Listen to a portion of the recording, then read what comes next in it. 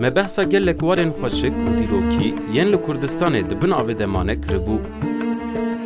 Em dê di vê bernameya xwe de jî hinekî berê xwe bidin xelfetiyê. Navçeya xelfetiyê warekî dîrokî û bi bereket e. Lê ev warê dîrokî û bi bereket ku gelek nasname lê dijîn îro dibin bendava Birêcûkê de maye. Xelfetî navçeya Rihayê ye. Berî Zayînê di sala 855 de ji aliyê sêyemîn Qiralê Asûran Salmana Sarve hatiye avakirin. Berê navê xelfetiyê Şitamrat bû. Yunaniyan ev nav guhert û kirin Ürîma. Süryaniyan jî navê kala Romeyta û Hesna Romayê lêkiribûn. Piştî ku ev bajar ket destê Ereban, navê xelfetiyê kirin Kalatul Rum. Bajar di sed sala duyemîn de ket destê Bizansiyan. Vê carê Romayê jî dîsa nav guhert û nav kirin Romayon. Di serdema Yavuz Sultan Selîm de jî ev bajar ket destê Osmaniyan. Di sala 1954 de bajar kirin navçe. Piştî ku navçe dibin bendavê de ma, li jor navçeyek nû hat avakirin. Nîvê xelfetiya berê dibin avê de ma û welatiyê bir koç kirin. 5 kilometre li jor navçeyek nû avakirin. Niha du xelfetî heye. Xelfetiya berê û xelfetiya nû. Bendava Birêcûkê ku warê herî dîrokî zewqma dibin avê de hişt, niha bajarê dîrokî xelfetî jî dibin avê de hiştiye. Mizgefta dîrokî û gelek warên din dibin avê de hiştiye. Welatiyên ku malên wan dibin avê de man jî li xelfetiya nû bicih bûne. Li xelfetiya berê ku hemû cûreyên tam lê çêdibûn, piştî dibin avê de ma êdî welatî nikarin dal û rezan çêkin û nikarin sûdê ji van tamên dar û beran bigirin. Êdî welatiyên vir nikarin çandiniyê bikin. Rûmkale û zewqma ji çend warên dîrokî ne. Li Rûmkaleyê yek ji 12 hawariyên Îsa Coans pirtûka pîroz İncîl li vir nivisandiye. Navçeya xelfetiyê bi nasnameya xwe ya kozmopolitîk yek ji navçeyên Kurdistanê ya rengîn e. Li vir Kurd, Tirkmen, Ermenî û gelek baweriyên din bi hev re di nav aramiyê de dijîn. Piştî ku xelfetî dibin avê de ma, ne tenê bawerî, warên çandiniyê û warên dîrokî jî dibin avê de man. Debar, çand û jiyana welatiyên vir jî dibin avê de man. Gelek şikeftên dîrokî, dêr û mizgeft dibin avê de man. Gula reş tenê li xelfetiyê çêdibe. Ev gula reş ku di demsala bihar û payîzê de di rengê sorê tarî de ye û pişt re vedgere rengê reş dibin avê de ma. Mirovên li vê navçeyê dijîn diyar dikin ku êdî tu tuşt nemîna berê ye, êdî tama jiyanê ne wekî berê ye.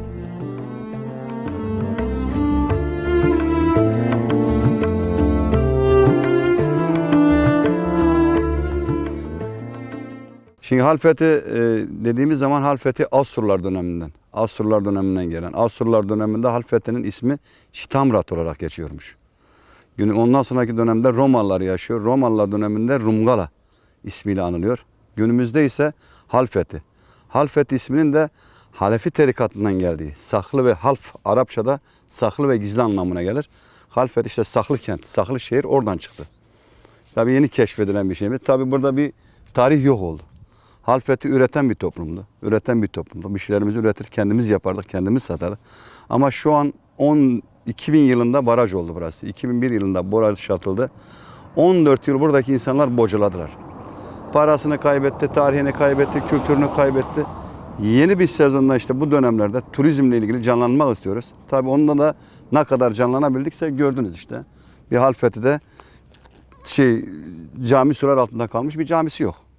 İşte etrafın düzenini görüyorsunuz. Bu konuda da el atmadılar. Şimdi üreten bir toplumdan tüketen bir topluma geçtik. Şimdi burada insanlar mağdur oldu. Çoğu evini aldı gitti, çoğu perişan oldu. Biz eski insanlarla konuştuğumuz zaman Halfeti Barajı yapıldığında insanlar göç etmek zorunda kaldı. Çoğu insan Halfeti'yi terk etmek istemedi ve hala eski Halfeti'de son 200 insan yaşamakta. 2000 yılında yapılan baraj insanların büyük bir kısmını İstanbul'a, bir kısmını Antep'e, bir kısmını da Birecik'e göç etmesine sahip oldu. Ama alanın 1/4 su altında kaldı. Bu on binlerce yıllık bir tarihin geri dönüşümü olmadan su altında kalması anlamına geliyor. Bir barajın ömrü baktığınız zaman 60 ile 70 yıl arasında değişir. Yani 60 veya 70 yıl boyunca oradan elektrik üretebilirsiniz. Toprağın sediman taşıması ve toprak taşımasından dolayı Fırat Nehri'nin yaklaşık 60 yıl sonra baraj işlevini yitirecek. Yani şöyle bir matematik hesabı çok basitçe yaptığımız zaman 60 yıllık bir enerji kaynağı için 10 bin yıllık bir kültürü yok ediyorsunuz. Bir şeyi yaparken insanların yaşamlarını değiştirip, bir kitlenin yaşamını değiştirerek bir şeye muvaffak olmak çok da sağlıklı bir durum olmuyor. Bildiğiniz gibi mesela örneğin kaç tane köy, bir ilçe yok olarak eğer elektrik olacaksa hiç olmasın. O insanların kültürleri, hatta atalarının mezarları bile yok. Şu anda bulamıyorlar. Herkes bayramlarda gidip mezarını ziyaret ederken o insanlar gidemiyor.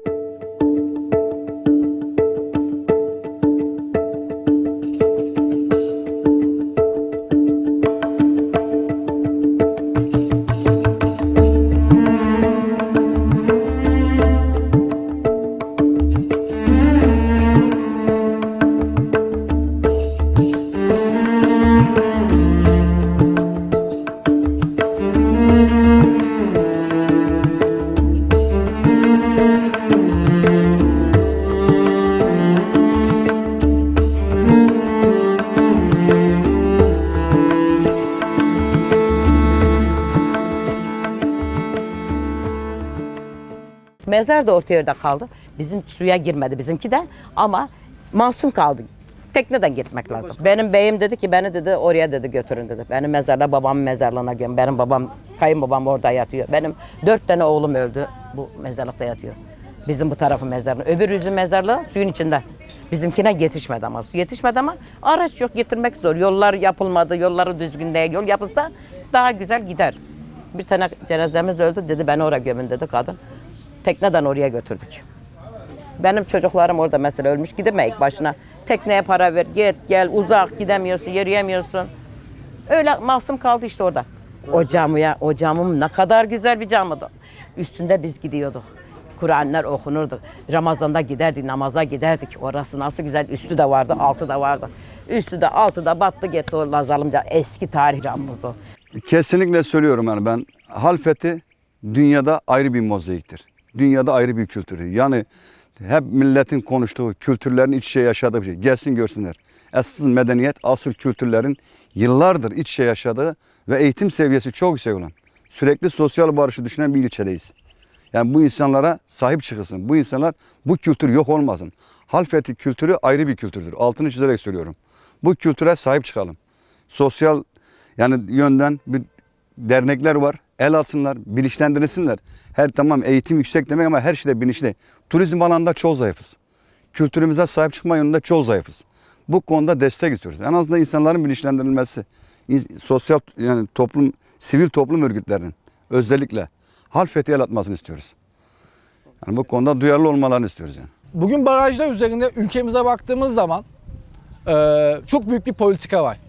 Yani neredeyse Anadolu coğrafyasında başı boş, özgür akan ne nehir, ne su, ne de bir çay kaldı. Büyük barajlar yapıldı. Hidroelektrik santralleri yapıldı. Küçük barajlar tamamıyla, küçük nehirler tamamıyla borular altında hapsedildi. Bunun ana sebebi enerji gibi gözüküyor. Ama bakın şöyle bir bilimsel araştırma var. Dünyadaki kaynaklar şu an insanların yaşaması kadar yeterli değil.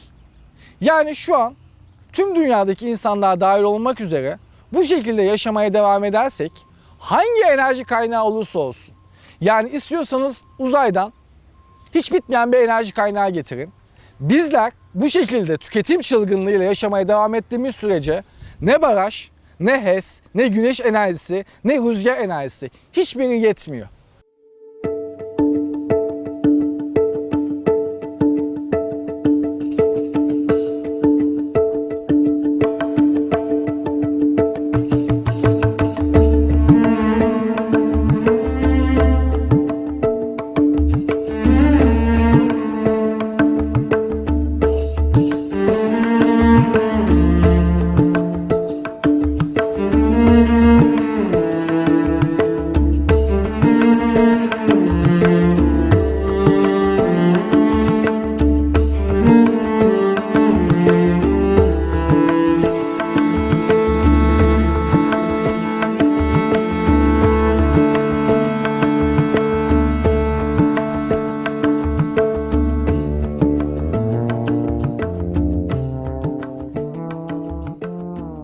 Önceden biz kendi kendimize üreten veya bir şey yapmazdık ama şimdi ticaret tamamen ticaret ve ticaret de bunun nimetlerinden de kesinlikle altını çizerek söylüyorum.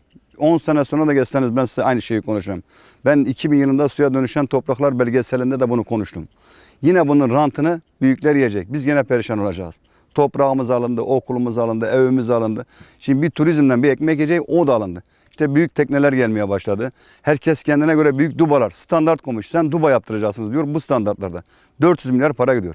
Benim 40 milyarım yok ki 400 milyar duba yaptırım. Ama Urfa'dan büyük iş adamları yaptıracak gücü var. Geldi kodular. Yapıyorlar. Yani Halfeti'li bir daha suçlu. Burada yapılması gereken hükümetin, devletin, yetkililerin, insanların tüketim alışkanlıklarını değiştirmek. Sadece tüketim değil, aynı zamanda üretim de gerekiyor. Çok aslında basit bir hesap var. Hiç üretmeden devamlı tükettiğimiz takdirde her zaman doğadan bir şeyler çalmış oluyoruz. Doğadaki canlılara baktığımız zaman onlar da tüketiyor. Lakin tüketirken tükettiği kadar da üretiyorlar. Ama bizim şu anki sistemin bize getirdiği ve dayattığı öğretilmeyen olan şey sadece tüketmek. Alışveriş merkezleri, çarşılar, televizyon kanalları tamamıyla insanın tüketime yönlendiren çalışmalar. Bu yüzden hangi enerji kaynağı olursa olsun bizler bu şekilde yaşamaya devam ettiğimiz sürece kendimiz üretmiyorsak hiçbir şekilde enerji kaynağı yetmeyecek. Şöyle bir alternatif olabilir. Bugün ülkemiz yaklaşık 300 gün kadar güneş enerjisi alabilen bir şey. Güneş tarlaları belki yine doğa için kötü olabilir ama insanların kendi hayatlarında lokalize olmuş şekilde kullanabileceği gerek güneş enerjisi, gerek rüzgar enerjisi gibi faaliyetleri mikro ölçekte kullandığı takdirde belki doğanın biraz daha fazla yaşamasına ve bizim de üretime destek olmamızı sağlayabiliriz. Biz Akdeniz iklimini aldığımız için erik olsun, mişmiş olsun, kayısı olsun veya tüm meyve sebze ürünleri burada yetişirdi. Halkın genel geçim kaynağı buydu. Farklı kimliklerden, etnik kimliklerden, Alevler olsun, Kürtler olsun biz burada bir mozaikiz zaten. Yıllardan belli. İşte Halfeti'ye bağlı köyler var. Ermenisi de var, Kürdü de var, Alevisi de var. Yani şu ana kadar bu yöredeki, bu coğrafyada böyle bir sıkıntı olmadı. Aslında olmayacak da yani. Hani kendini yetiştiren insanlar, sosyal düşünen insanların bu tür şeylerden fazla uğraşması zannetmiyorum. Ama genel bir görüntü burada. Biz yıllardan beri Kürtlerden, Ermenilerden, Araplardan, şundan bundan hangi etnik kimlikten olursa olsun hiçbir sıkıntımız olmadı şimdiye kadar. Onun dışında söylenecek başka da bir şey yok. Her şey ortada. Yani bütün kültür, bütün değerler, bütün yeşillikler, bütün doğal güzellikler, bütün tarihi eserler sur altına kaldı. Eskisinde bu aylarda en azından günde 2 kamyon, 3 kamyon erik giderdi. Kayısı, Ondan sebzeye meyve kim yerdi burada? Ana baba günü gibi de. Bu su bütün öldürdü Halfeti'yi. Yani eski cennetti cennet. İnan cennetti. Meyvasını, sebzesini kimse yemezdi. Portakal, mandalin, narenciye yani. Çuvallardan toplanırdı.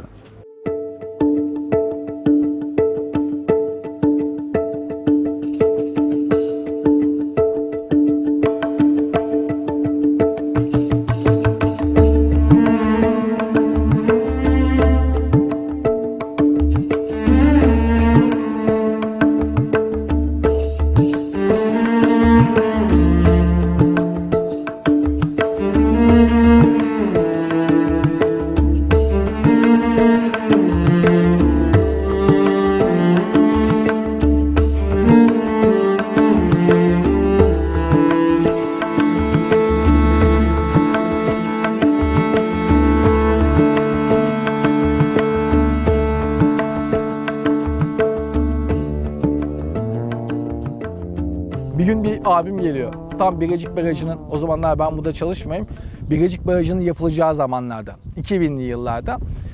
Halfeti su altında kalmamış daha ama baraj su tutacak. Yani eli kulağında. Bir tane amca görüyorlar Fırat Nehri'nin kenarında. Amca diyorlar, sen ne yapıyorsun? Yarın bir gün burayı su tutacak. Senin tarla su altında kalacak. Sen niye tarlanı sürüyorsun? Niye hala uğraşıyorsun diyor. Amca bizim arkadaşlara bakıyor. Ey yeğen diyor. Sen ölüm döşeğinde olan babana bakmaz mısın diyor. Bu hikayeyi dinliyorlar ve amcaları o da ne demek istediğini aslında anlatıyorlar. Halfetili bu konuda çok mağdur. Çünkü baraj sadece Halfeti'nin taş evlerini su altına bırakmadı. Anılarını, kültürlerini, binlerce yıllık uygarlığın hepsini su altına bıraktı. Tabii ki köyümüz hep taş evlerle, mesela daha önce çıkıp bakabilirsek şimdi alt kısımları mağaradır. Evlerin hep alt kısımları mağaradır. Birbirine geçirmelidir. İnsanlar yani bir mağaradan girdiği zaman diğer mağaraya geçme şansı yüksektir. Taş devrine geçildikten sonra, yontma taş devri, işte bu kesim işlerine, yapım işlerine başlandıktan sonra insanlar mağaraları killer olarak, işte depo olarak, soğuk depo olarak kullanmaya başlamış. İşte hayvan koyma yeri olarak kullanmaya başlamış. Üzerine de artı ev yapmaya başlamışlar yani. Bu şekilde. Bu evler tabii ki şöyle dört dörtlük bir ev değil, yani şöyle değil. Çok dar, yerleşim alanı dar olmasından dolayı yani insanlar bir oda, iki oda yapabilme şansına sahip olmuş. Mesela üçüncü odayı yapma şansı yok. Hem o insanları göçe zorluyorsunuz ki bugün Türkiye'de en çok konuşulan konu İstanbul'un insan taşıma kapasitesinin yetmediği ve o yüzden 3. köprü yapılıyor. O da başka bir doğa katliamı olabilir. Ama İstanbul'un problemi İstanbul'da değil. Halfeti gibi devlet eliyle sular altında bıraktırılmış, göç etmek zorunda kalmış insanların İstanbul'a taşınmasını sağlaması. Yani tamamıyla 60 yıllık bir enerji kaynağı için Halfeti birçok yerden yok oldu. Sırf insanlığa mı? Hayır, doğası. Bölgemiz fıstıkçılık açısından, Antep fıstığı açısından en zengin bölgelerden bir tanesi. Barajdan önce nem miktarı daha az olduğu için fıstık burada daha fazla verim verirken barajdan sonra barajın su tutmasıyla beraber nem miktarı yükseliyor. Ve ne oluyor? Höppe denilen, yani fıstığın içindeki tane miktarı düşüyor. Aslında bölgenin en büyük geçim kaynağı olan fıstıkçılarda bir şekilde barajın olumsuz etkileri olduğunu görüyoruz. Sadece fıstık mı? Hayır. Halfeti'ye gittiğimizde göreceğiz. Halfeti'de Birecik Barajı'nın yapılmasıyla toprak kalmadı. Su kayayla buluştu. Barajdan önce Halfeti ve civarındaki en büyük geçim kaynaklarından bir tanesi meyve ihraç etmekti. Yani orası özel bir yere sahip. Çünkü tüm Güneydoğu'da neredeyse çok az olan Halfeti Akdeniz mikroklimasına sahip. Bu ne demek? Akdeniz'de yaşayan mandalina, portakal, limon, turunçgiller gibi değerli olan ürünlerin Halfeti üretilip dışarıya satılması.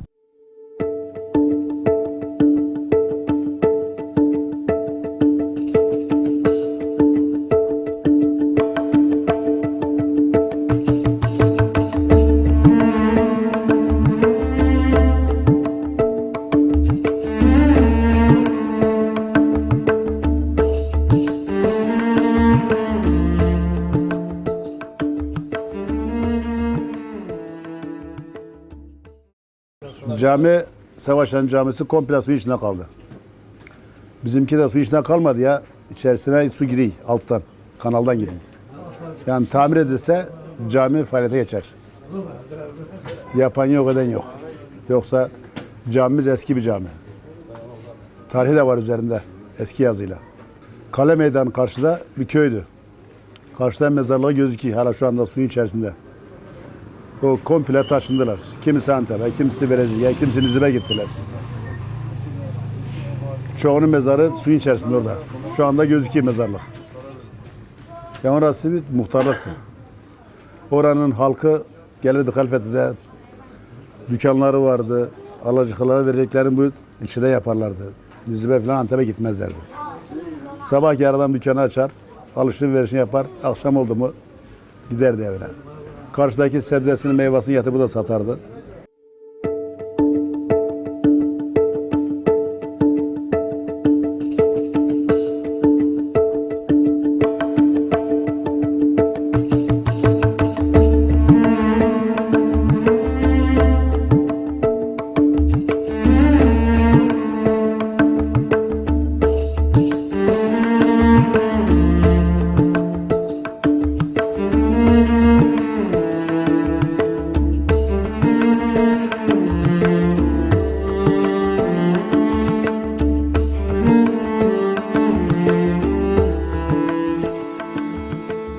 Eski yaşamamız çok çok güzeldi.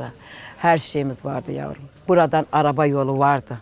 Buradan araba yolu Antep'e gidiyordu. Oradan köylerimizden geliyordu. Bizim buradan geçip gidiyorlardı. Meyvelerimiz kamyon kamyon, eriklerimiz, kayısılarımız kamyon kamyon dolup gidiyordu. Sebzelerimiz, biz bir yerden sebze almazdık. Sebzelerimiz olurdu. Çeşit çeşit, taze taze, doğal.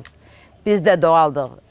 Memleketimiz de doğaldı. Sebzemiz de doğaldı. Her şeyimiz doğaldı. Şimdi değiştik. İnsanlarımız da, yerimiz de değişti. Memleketimiz de değişti. Şimdi memleketim için bir şey söyleyemeyim. Şurada açıkta yataydın seni korurlardı. Senin çocuklarını sana bakarlardı. Ama şimdi diyemem. Bir ceyranı bile yok ki gece dolaşak biz. Ona bile kesmişler yoktur. Yapan yoktur. Ceyransız dolaşıyor. Sokağa çıkmaya korkuyor. Bizim buranın ilanı vardır, arkabı vardır. Bahçelerimizin o meyvelerini sana anlatamam bahçeler. Burası bir fırattı. Sadece bir fırattı.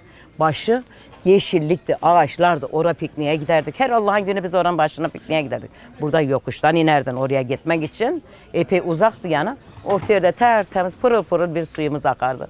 Bir tek teknemiz vardı. O da kürekten. Kürekten geçilirdi karşı tarafa giderdik. Karşı tarafa gezmeye giderdik. Orada da araba yolu vardı. Antep'ten gelirlerdi. Orada da ağaçlar, meyveler, insanlar yaşıyordu. Ne kadar evler vardı. Tarihi evler vardı o karşı tarafta. Ama barajdan sonra su tamamıyla toprakla buluştuktan sonra Halfeti en önemli geçim kaynağını da kaybetti. Şu an belki televizyonlarda, belgesellerde, gazetelerde duyuyorsunuz. Halfeti turistik bir yer diye. Evet, turistler geliyor. Yaklaşık 7.000 insan geliyor. Ama Halfeti'ye günübirlik geliyorlar. İyi ki de geliyorlar ama Halfetili artık Halfetili gibi değil. Çünkü toprağı işleyemiyor. Eski sokakları, caddeleri, camileri, hatta mezarları tamamıyla su altında kalmış durumda. Ana konu ne? Hepsi 60 yıllık bir enerji kaynağı için. Bundan 10 yıl önceki süreçte konuştuk. Bu eski evler restore edilsin, turizme kazandırılsın. Çok uğraştık. Şimdiki belediyelerle de bu görüşlerimizi ilettik. Şimdiki belediye de bu olaya çok sıcak bakıyor. İnşallah bunları becerecekler. Şimdi burada bir sürü tarihi evler var. Bunları devlet o zaman Kültür Bakanlığı bir proje yapıyor. Bunları apart otel, butik otel yaparak 5 yıl işletme koşuluyla bir proje var. Giden dönemdeki belediyeler beceremedi. İşte bu bölgedeki belediye bunu yaparsa işte bu ucube görüntüler bir daha yapılmaz. Ama şimdi sen turizm diyorsun. Turizm dediğin zaman otel şart. Yıllardır Halfeti'nin oteli yoktu. İşte bu adam oteli yaptı. Yer seçimi belki çok kötü. Halfeti yani çünkü bundan önce Halfeti bilen yoktu. Bulunduğumuz bölge Güneydoğu Anadolu bölgesinin en güney kısmı. Yani sınıra en yakın yer. Aslında Türkiye'ye yukarıdan baktığımız zaman Türkiye'de 3 tane farklı bitki coğrafyası var. Karadeniz'de Avrupa, Sibirya, Ege ve Akdeniz'de Akdeniz bitki örtüsü, Güneydoğu Anadolu'da İran, Turan. Bu çok az bulunan bir ülkemizde bir bitki coğrafyası. Bu bölge ağaçların çok yetişmediği, genelde tek yıllık bazen 2 yıllık bitkilerin olduğu bizim çöl veya yarı çöl dediğimiz alan. Şimdi bunları niye anlatıyorum? Aslında Anadolu coğrafyası çok zengin bir coğrafya. Özellikle Mezopotamya coğrafyası. Bu coğrafyaya genel anlamda baktığımız zaman hala Birecik Halfeti bölgesinde yaklaşık 1,5 metre boyunda dev kertenkele, çöl varanı, Anadolu'nun son çizgili sırtlanları, akbabalar, uzun kulaklı çöl kirpisi, Mısır kobrası gibi çok nadir türler yaşıyor. Barajdan önce bunlar daha fazla sayıda yaşayıp daha fazla görüldüklerini biliyoruz. Ama baraj sadece insanları göç etmekle bırakmadı. Aynı zamanda bu canlıların tamamının neredeyse yuvasını su altında bıraktı. Çok az bazı bölgelerde hala bu doğal canlılar yaşamaya devam ediyor. Ama onlar da barajdan %100 etkilenmiş durumda.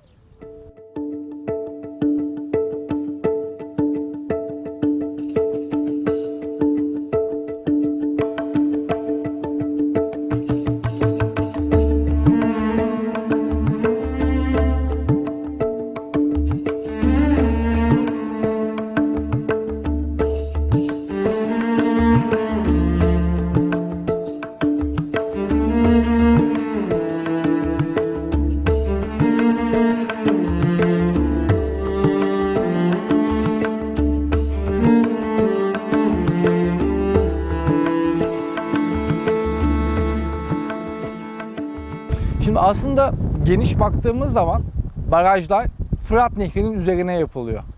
Fırat Nehri Türkiye'nin en uzun ikinci barajı. Toplam uzunluğu 1263 kilometre.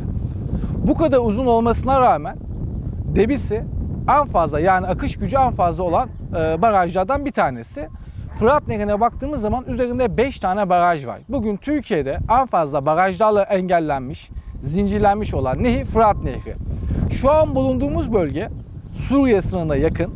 Karkamış Barajı, Türkiye'nin son barajı ve Birecik Barajı'nın tam ortasındayız. Aslında Fırat'ın doğal olmayan, havuz gibi olan, tam akmayan bir bölgesindeyiz.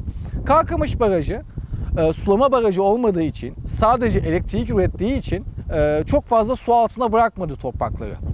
Ama Birecik Barajı'na baktığımız zaman ki 2005 yılında biz geldiğimizde sular altında kalmıştı ve 2000 yılında su tutmaya başlamıştı. Hem sulama barajı hem de elektrik üreten bir baraj. Birecik Barajı, isminin Birecik Barajı olduğuna bakmayın, tamamıyla Halfeti ve Halfeti'nin etrafında bulunan bütün köyleri ve koskocaman bir ilçe merkezinin 1/4'ünü sular altında bıraktı. Ne güzel evler vardı. Bahçemizin yarpağından faydalanıyorduk yavrum. Otundan faydalanıyorduk. Sözüm dışarı hayvan besliyorduk. Birini keser bizler girdik. 2 tanesini 3 tane satardık. Sütünden faydalanırdık. Onu keserdik biz, topaç dedik. Kavurma yapardık. Her kışın kavurmamız olacaktı. İlla bahçede davar beslerdik. Doğal otlarımızdan, güzel güzel otlarımızdan. Yarpağını yirdik. Yarpağını satardık. Asma yarpaklarımız olurdu. Üzümü olurdu. Koruğu olurdu faydalı. Tutlar olurdu. İncirin yarpağına kadar hayvanlarımız yirdi. Sözüm dışarı, yani kusura bakmayın. Yani ondan bile faydalanırdık biz. Otlarından, ağacın yarpaklarından, bütün yarpaklarından hayvanlarımız yirdi. Bizler de yirdik. Bizler de satardık, o yarpaklarını satardık böyle. Yani öyle bir doğal bir şeydi vardı. Şimdi geldi, sadece bir su geldi, bir şey yok. Başka bir şey yok. Ses, kuru kalabalık, kuru kalabalık. Bir tek teknecilerimiz, tekneler olanları çalışıyor. Teknesi olmayan çok perişan, iş yok. Benim burada dükkanlarım, iş yerlerim vardı. Kaç tane dükkanım, lokanta vardı. Ben lokanta çalıştırdım. Yemek yapardım. Özel yemekler çıkarırdım. Kendim yapardım. Üstünde oturuyordum. Altında da oğlum çalıştırıyordu. Ben lokantayı yapardım. İkimiz birlikte oğlumdan gelirdim, yapardım. Tabak dayandıramazdım. Bütün köyler buraya bağlıdı. Bütün köylerden razıyım. Allah razı olsun. Çocuklarımızdan okudu. Evimizde oturdular köylerimiz. Bir kötülük görmedik. Kızımızdan, oğlumuzdan okudular. Evimde de oturdular. Onların hayrına ekmek yedik. Neden yerdik? Lokantamız, daireler bütün buradaydı. Ne banka kaldı, ne şube kaldı, ne askeriye kaldı. Hiçbir şeyimiz kalmadı. Her şeyimizi çocuk gibi, oyuncağımızı aldılar. Bizi böyle çocuk gibi böyle koydular. Suda balık, nasıl balık susuz yaşar mı? Biz de susuz da yaşayamazdık. İnsanlarımız da komadılar. Ne insanlarımız kaldı, ne daireler kaldı. Bir daireye hasretik. Her şey burada. Bütün köyler buraya geliyordu. Şimdi biz yukarı gidiyoruz. Bir araba aracımız yoktur. Bakılmıyor. Belediyemiz de bakmıyor. Kimse bakmıyor. Bütün millete bir araba araç olmaz mı burada memlekette ya? Ay ilanı var, arkabı var. Bir tane turistik oldu burası medem. Onlar ne yapacak? Ay ilan soktu, arkabı soktu. Nasıl bizi yukarı yetiştirecek? Buranın doktoru yok, bir sağlık ocağımız yok. Bir iğne yapan yoktu. Bu kadar hastalarımız var. Bu kadar insanların, yaşlı insanlar oturuyor. Burada oturanlar perişan. Perişan etti koydular. Madem öyle ya birden kaldıradınız ya da buraya bir şey koyun. Arabasız araçsız olur mu? Hastanasız olur mu? İğnesiz olur mu? Onun maddi bir değeri yok. Zaten insanlar kamulaştırma bedeli aldı. Yeterli kadar aldı ama şimdi yarın benim bir çocuğum gelse baba sen hangi okulda okudun dese benim göstereceğim okulum yok. Hangi evde oturdun doğduğun yer neredeyse benim göstereceğim bir yer yok. Yani bu acı bunun tarifi yok. Ama bu tarifi olmayan yani bundan sonra da bu insanların mağdur olmaması için ciddi anlamda bize destek lazım. Halfeti terk edildi. Halfeti yıllardır ben 50 yaşındayım. Ben 40 yıldır Halfeti'nin suçunun ne olduğunu bilmiyorum. Hep suçluyuz. Yani suçumuzun ne olduğunu da bilmiyoruz yani. Bir suçumuzu söylesinler. Halfeti yani biz burada 36 köyü var Halfeti'nin. Burada Kürtler, Türkler, Ermeniler hep biz iç içe yaşadık. Yıllarca bizim işte suyun karşı tarafı Alevi köyleriydi. Gaziantep'e su sınırdır burada. Karşı taraf Gaziantep. Gaziantep'te biz Alevi köyleriyle hep kültürümüz iç içe yaşadık. Üst tarafımız Ömerli. Kürtlerle beraber iç içe yaşadık. Halfeti merkez Türkmen. Hiç bizim sıkıntımız olmadı. Bizim tek sıkıntımız yani ben bilmiyorum. Biz Halfetili olmak bizim suçumuz. İşte görüyoruz turizmde öncelikler diyorlar. Buyurun işte görün Halfeti çekin. Göstereceğim şimdi size. Doğru dürüst bir lokanta yok. Doğru dürüst bir tesis yok. Burada bir yüzme havuzu yapmışlar insanlar Fırat'ta ya koca Fırat'ta yüzmeden 5 milyon para alıyorlar. Sosyal tesis kurmuşlar. Burada insan gidip yüzdüğü zaman 5 milyon su para. Ya adama görürler ya Fırat'ta yüzmeden 5 milyon para mı alınır? Yani böyle bir şey. Şimdi yani üreten toplum hep tüketen topluma dönüştü. Burada tarihi yok oldu yani. Şimdi işte burada Karagül gibi yaşlılar, analarımız buraya teklemek istemiyor. Hani Karagül kendi toprağını teklemek istemez ya. İşte onun gibi annelerimiz buraya teklemek istemiyor. Bir de biliyorsunuz dünyada bir Karagül, nadide bir Karagül Halfet'te yetişiyor. Bundan başka, dünyada bir Halfet'ten başka Karagül'ün yetiştiği bir şey yok. Yıllardır bağırdık. Bunun bile biz sahiplenemedik. Karagül'e biz dahi sahiplenemedik yani. 25-30 ev suyun altında kaldı. Artı burada okul, sağlık ocağı, cami ve mağaralar. İnsanların geçim kaynağı olan bahçeler, yol, pınar, kuyu, tarihi yerlerimiz yani birçok yerler burada su altında gelecek nesile de bir kapalı bir kitap olarak kaldı.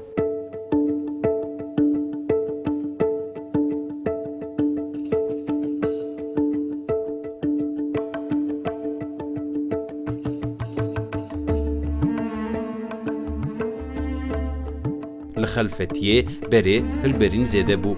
Welatiyên ku berê li navçeya Xelfetiye her dem diafirandin, niha ketine rewşa berxuriyê û wekî berê nearamin. Zeviyên bi bereket ku hemû team lê dihatin çandin, îro dibin avêdeye û talambûye.